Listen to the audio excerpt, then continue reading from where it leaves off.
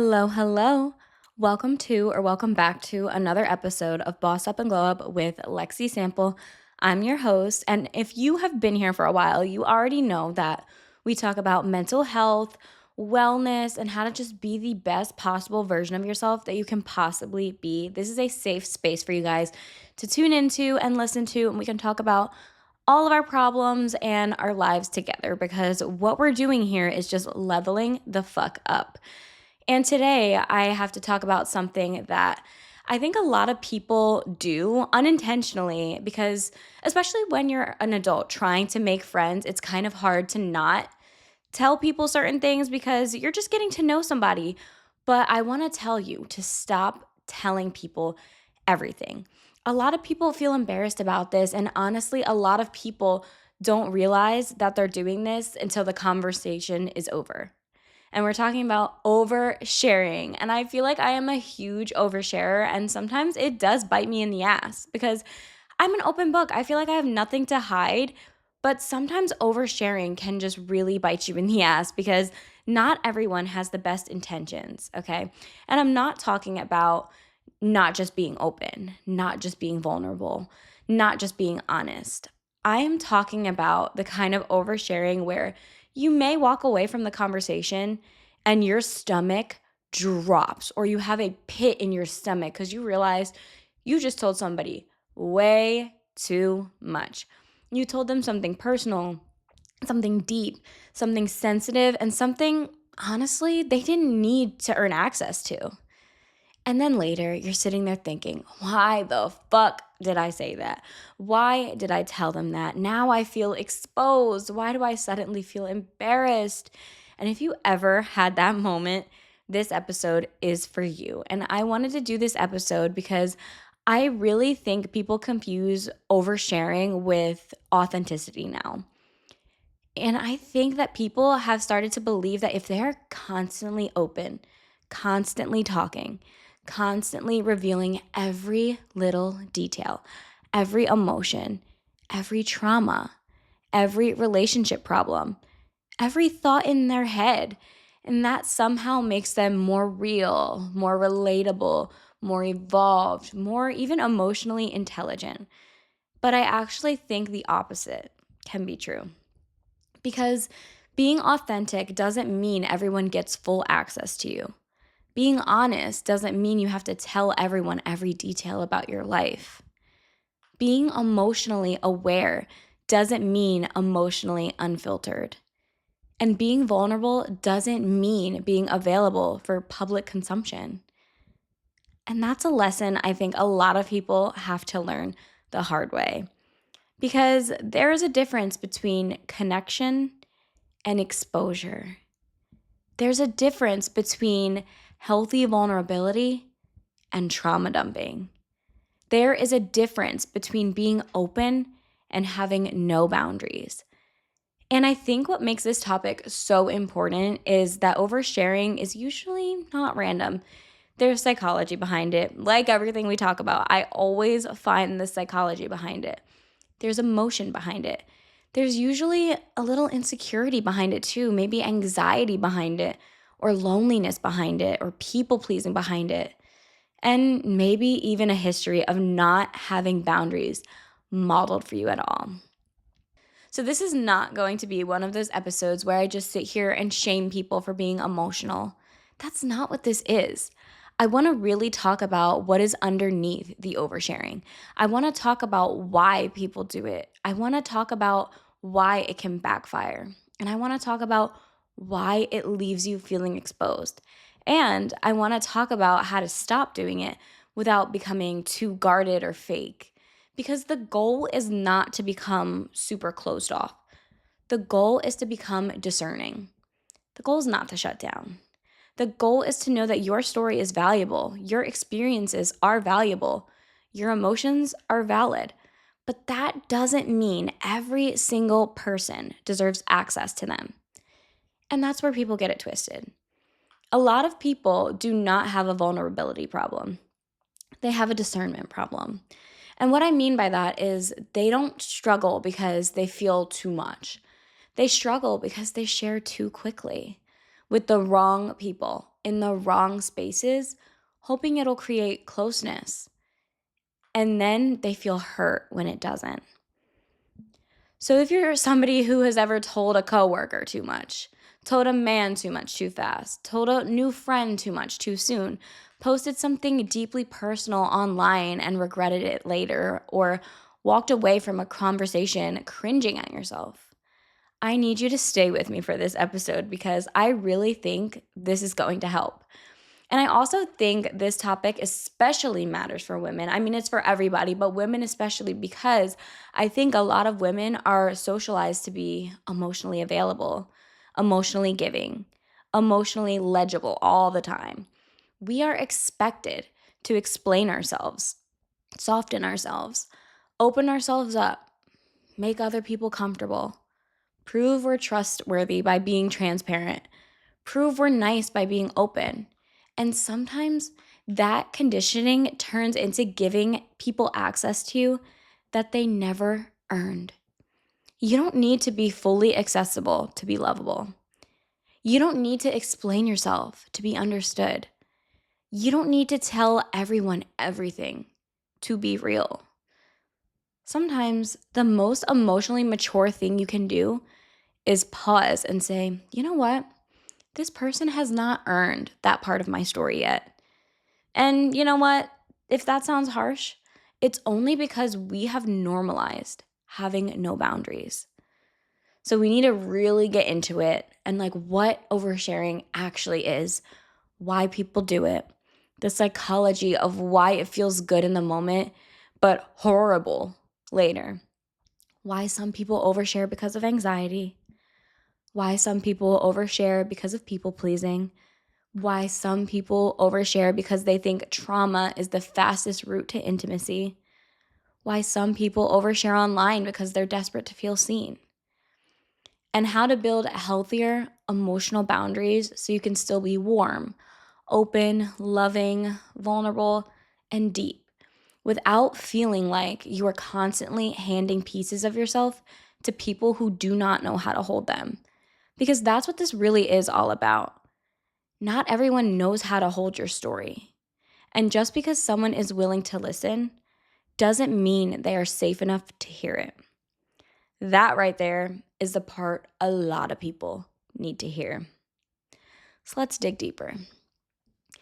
I want to start by talking about what oversharing actually is because I think people use the word oversharing in such a lazy way sometimes because people will say somebody is oversharing just because they're emotional. Or they will say somebody is oversharing because they talked about mental health or because they talked about something painful. And that's not actually the best definition. Oversharing is not just sharing something deep. Oversharing is sharing something personal without enough relational safety, without enough trust, without enough context, or without enough emotional regulation. That matters. Because if I'm talking to my best friend who has been there for me for years, who I trust, who has proven to be safe, and I tell her something painful that I am going through, that's not oversharing. That's healthy connection. If I'm in therapy and I'm talking about deep emotional wounds, that is not oversharing. That is an appropriate and safe place for that conversation.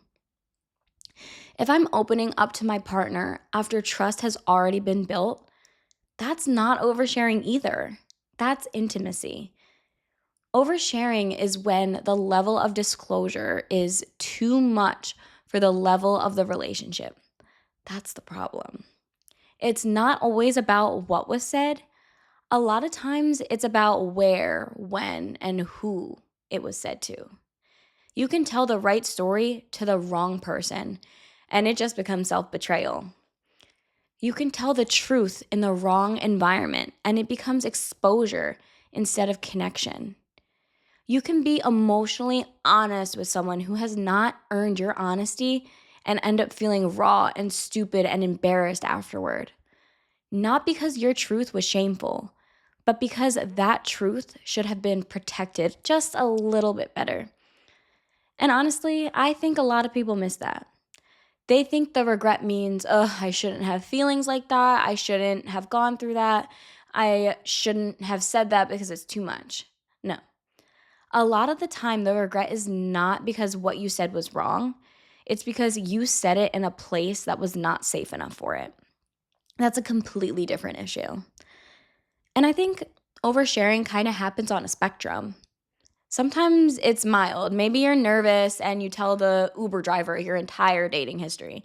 Maybe you tell your hairstylist every messy detail of your breakup.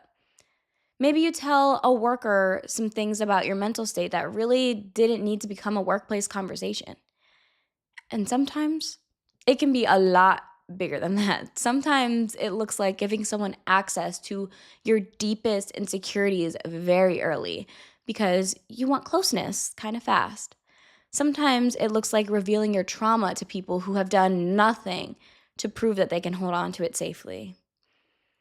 Sometimes it looks like posting private emotional moments online because you need to feel seen in real time. And again, I am not saying this to shame people. I really want to be careful with that because I think a lot of oversharing comes from pain. It comes from wanting to be understood. It comes from wanting to be close. It comes from loneliness sometimes. It comes from anxiety sometimes. It comes from not knowing what healthy boundaries even look like. But just because it comes from pain doesn't mean it's healthy.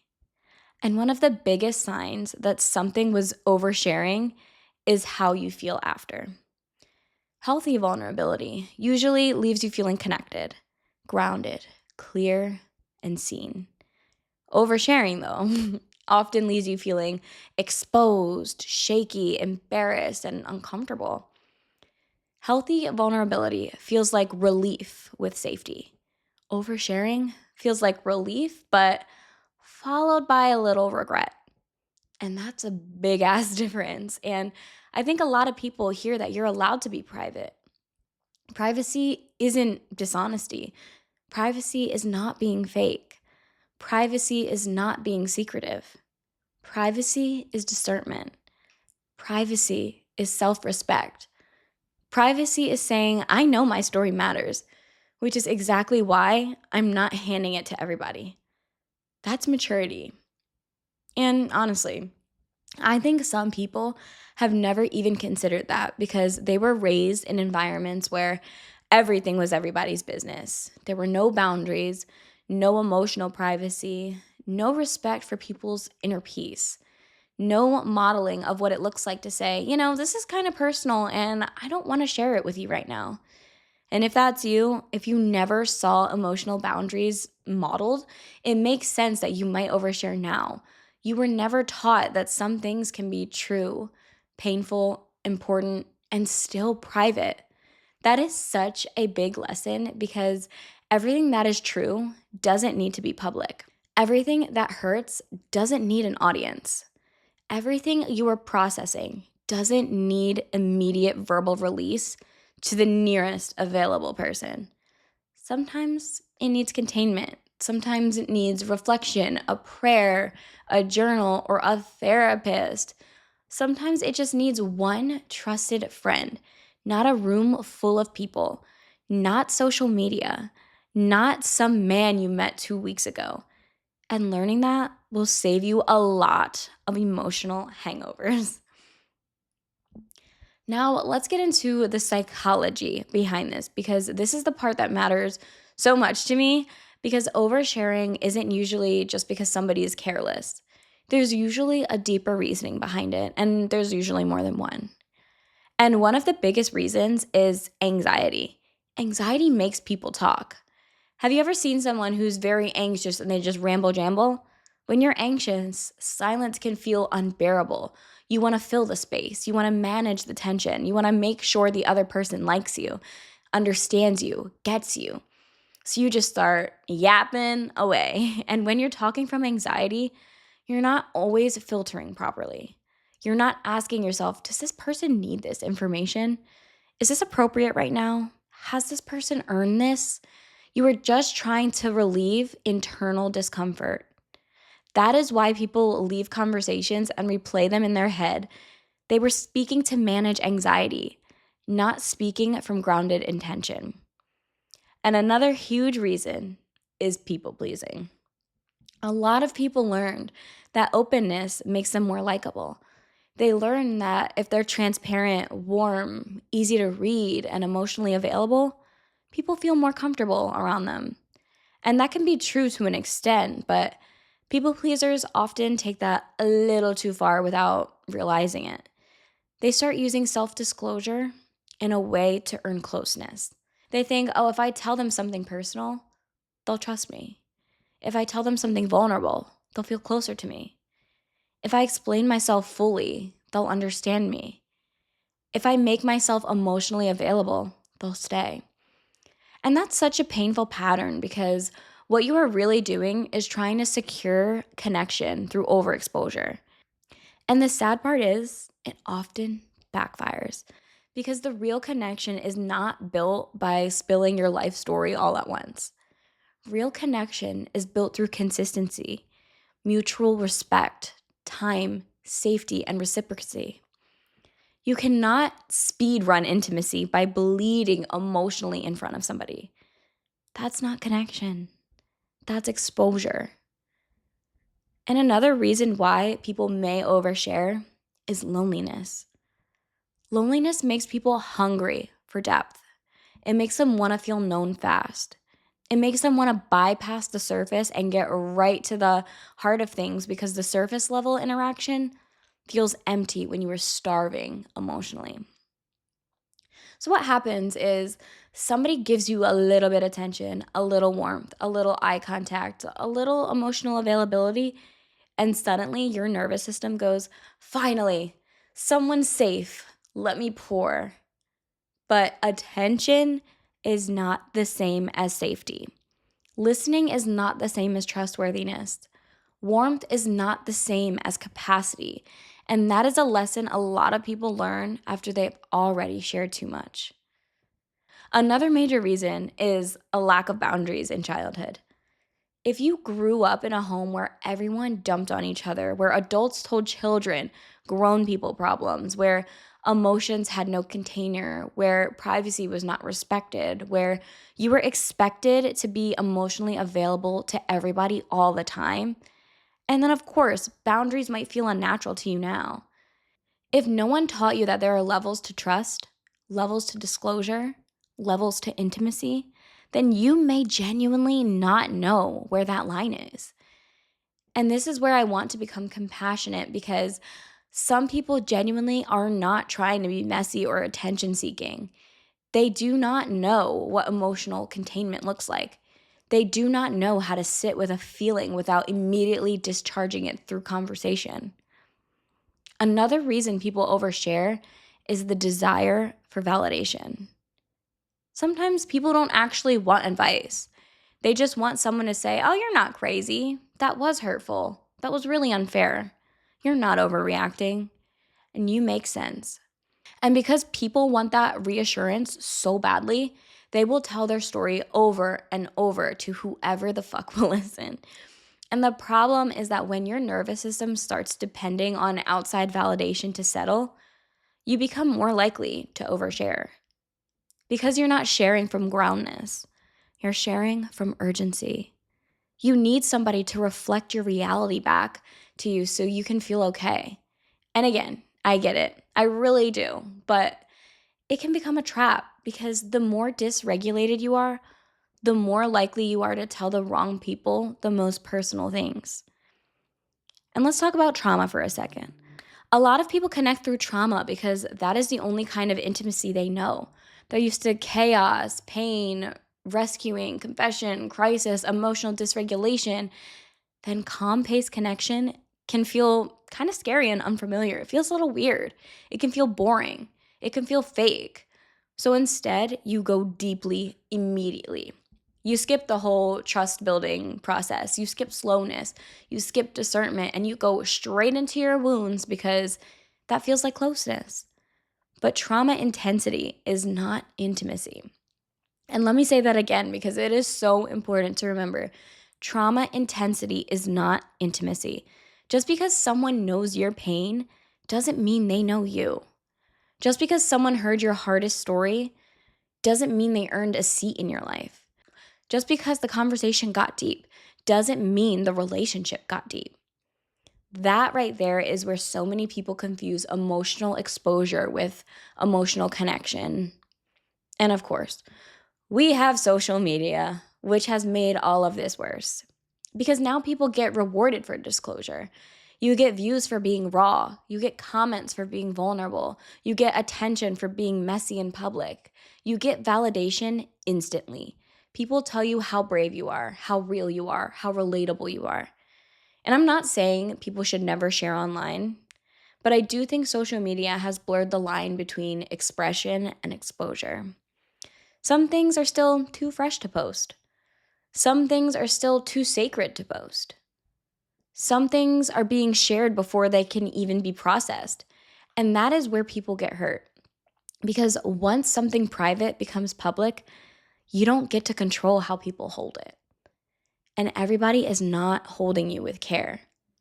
So if you overshare, I don't want you to hear this episode and think, wow, I'm embarrassing. No, not at all. I want you to ask, what is my oversharing trying to do for me? Is it trying to get me validated? Is it trying to get me loved? Is it trying to get me understood? Is it trying to soothe the anxiety? Is it trying to create closeness faster than I know how to create it in a healthy way? Because once you understand the function, then you can actually change the behavior. All right, now I want to talk about why oversharing feels good in the moment, because this part is so important. Because if oversharing felt bad immediately, people would stop doing it. And the reason people keep doing it is because in the moment, it often feels good. Why? Because disclosure creates relief. When you have something heavy sitting on your chest and you finally say it out loud, there's a release. It feels like pressure leaving your body. It feels like someone can finally see you. It feels like the thing is less heavy because you're not carrying it alone anymore. So your brain gets a reward, gets a little treat. You say the thing. You feel lighter. You feel connected. You feel understood, at least temporarily. And that is why oversharing can become a pattern, because it relieves tension fast. But here's the problem. Fast relief doesn't always equal healthy relief. A lot of unhealthy habits feel relieving in the moment. Impulsive spending feels relieving in the moment. Texting the wrong person feels relieving in the moment. Going back to what hurt you can also feel relieving in the moment. That doesn't mean it's good for you. Oversharing works the same way. It's a fast discharge, not necessarily a wise one. And after that, the initial relief wears off. Reality comes back in. Now you remember who you told. Now you think about whether they are trustworthy. Now you wonder if you looked unstable, messy, desperate, dramatic, too intense. Now you worry they are going to tell somebody else. Now you feel exposed. And that's why I said it earlier that oversharing often creates relief first and regret second. That's a pattern. And one thing I really want people to understand is just because someone listened doesn't mean it was the right place to unload. Some people will just listen because they're nosy. Some people will listen because they're collecting information to use against you.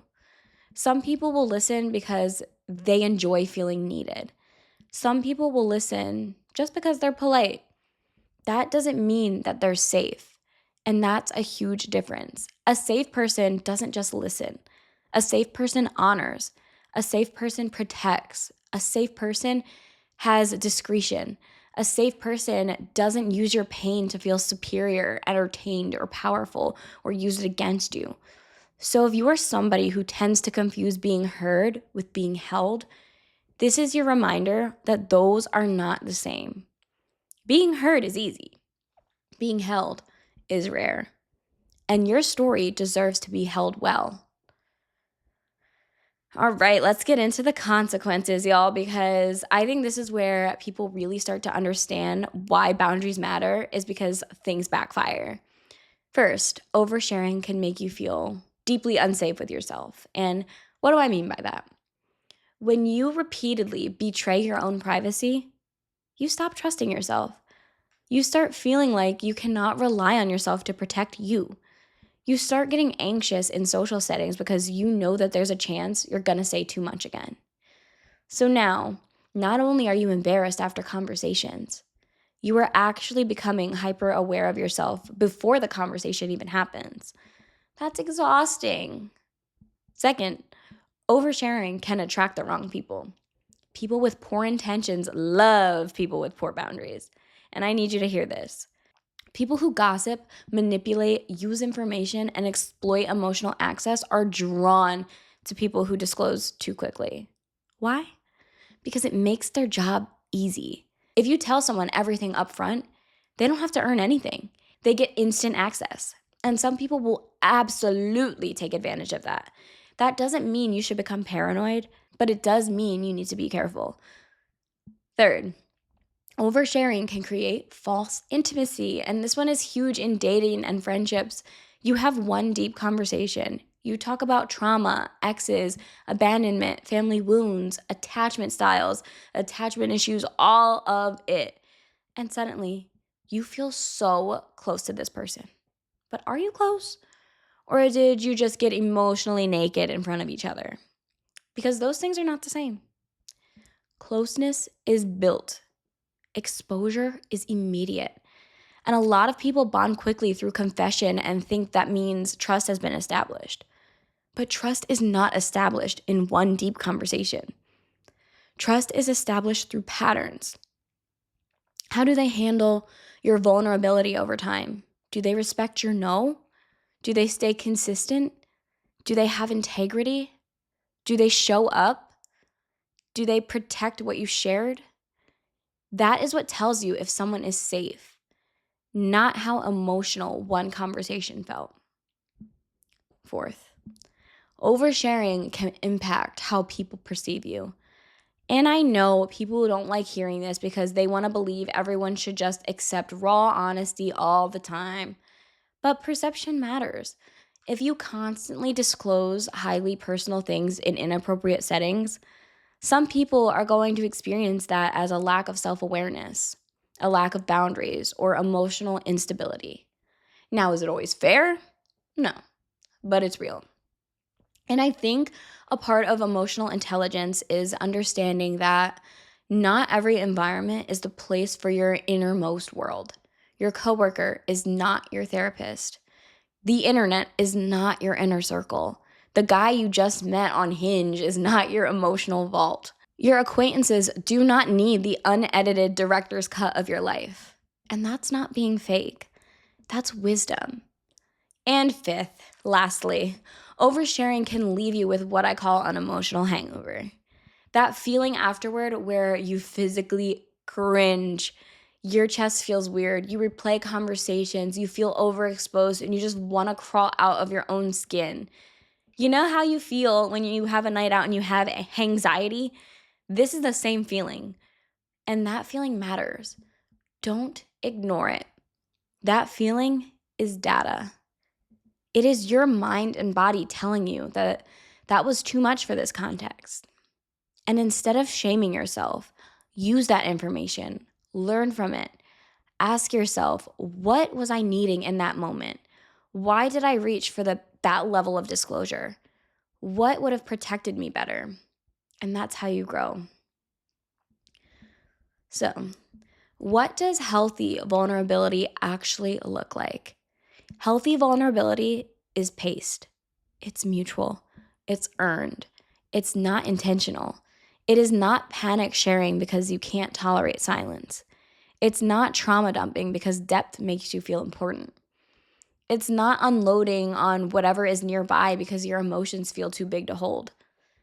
Healthy vulnerability says, I know this matters, so I'm going to share it where it can actually be received with care. Healthy vulnerability takes time. It lets trust be built first. It pays attention to the other person's character, not just their charm. It looks for consistency, not just chemistry. It asks, has this person shown me that they deserve access to me? And healthy vulnerability also leaves room for privacy. I think a lot of people think that if they do not reveal everything, they're hiding. No, you're allowed to hide layers. You are allowed to let people know you slowly. You are allowed to keep things close until they're safe to be established. That's normal. That's healthy. And that is actually what protects intimacy, because intimacy that is built slowly tends to last longer and feel safer than intimacy that is forced through overexposure. Oversharing, on the other hand, is usually impulsive. It usually is driven by discomfort, loneliness, validation seeking, anxiety, or fantasy. Fantasy is a big one, and you don't really think about that because sometimes you're not sharing based on who the person has proven themselves to be. You are sharing based on who you hope they are. Ooh, that's dangerous. You are treating potential like safety, and we already know how that goes, y'all. So, one simple thing you can ask yourself before you share something deep is, has this person earned access? Or am I just hoping they will handle it well? That question will save you a lot. Another question is, if they repeated this tomorrow, would I regret telling them? And if the answer is yes, maybe don't tell them. And that sounds simple, but it's real. Also ask yourself, am I sharing this because it feels grounded and appropriate? Or am I sharing because I want relief right now? Because if it's just about immediate relief, there may be a better container for it first. Journal first, pray first, voice note yourself first. Talk to one trusted person, not 5 random ones. Bring it to therapy. Give your emotions somewhere to be safe to go before you hand them to people who have not earned them. Let's get practical for a second. How do you stop doing this if you know you have the tendency? Slow the fuck down. Oversharing often happens fast. It happens in real time. It happens before you even checked in with yourself. So the first thing you need to do is pause. When a conversation starts going deeper, pause internally and ask yourself, how well do I actually know this person? Have they demonstrated discretion? Am I going to feel safe with this person? Am I going to feel safe with myself after the conversation if I say this? That tiny pause can change everything. Second, get comfortable with silence. A lot of people overshare because the silence feels unbearable. They think that if there's a lull, they need to fill it with some more words, more detail, more story. But silence isn't dangerous. Silence is just space. And emotionally mature people know how to let that space exist without panicking. You don't need to fill every quiet moment with your secrets. Stop treating immediate intensity like closeness. Just because a conversation is deep doesn't mean the relationship is deep. Just because somebody opened up to you doesn't mean you need to match them immediately. Just because a man tells you his wounds on a date doesn't mean he is emotionally healthy. It might just mean he has no boundaries too. Depth isn't always a green flag. Sometimes it's just dysregulation with some eye contact. I need the girlies to hear me on that one, okay? You need to create a personal rule with yourself. Maybe your rule is, I don't share trauma details with new people. Maybe your rule is, I don't talk about my relationship problems with coworkers. Maybe your rule is, I don't post while I am actively in pain. Maybe your rule is, I give myself 24 hours before talking publicly about something emotional. Whatever your rule is, create structure around your vulnerability. Boundaries are easier to keep when they are already decided. You need to build better containers for your emotions. If you are always going to random people because your feelings are just too big, it probably means you need safer, consistent outlets. You need friends who are actually trustworthy. You need a journal. You need therapy. You may need time alone to process things before speaking. You may need to learn emotional regulation skills so you're not using conversation as your only coping mechanism. Because that is what a lot of oversharing is. It's unprocessed emotion looking for the nearest exit. Work on self-validation. We already talked about a lot of oversharing is driven by just needing someone to tell you that your feelings make sense. And while support matters, you also need the ability to say to yourself, I know what I experienced. I know what I felt. I do not need to explain this to everybody to make it real. And that's powerful. Not everything needs a witness to be valid. And finally, remember that warmth and boundaries can exist together. You do not have to become cold to be private. You do not have to become distant to be discerning. You do not have to be hard and tough to be boundaried. You can be kind, open, funny, soft, loving, and still know that not everyone gets a backstage pass to your heart. That is the sweet spot. That is maturity. That is what protects your peace. All right, y'all. I want to end the main part of the episode with a little reality check because some of you are not actually bad at vulnerability. You are bad at gatekeeping access. You are giving premium access at free trial prices. You are handing people the deepest parts of you before they even proven they can handle the surface level parts of you. And then when they mishandle you, misunderstand you, gossip about you, pull away, or use your openness against you, you feel ashamed of yourself for being too much. But maybe you were never too much. Maybe you were just too available. That's different. Your emotions are never too much. Your story is not too much. Your heart is not too much. But your access may be too easy. And if you take nothing else from this episode, I really want you to hear this. Accessibility is not the same thing as authenticity. You can be a real, honest, vulnerable person and still require people to earn the deeper parts of you. That's not manipulation. That's not being fake. That's self-respect because the truth is, not everyone is qualified to hold your pain. Not everyone has the maturity. Not everyone has the empathy. Not everyone has the integrity. And not everyone needs to know everything.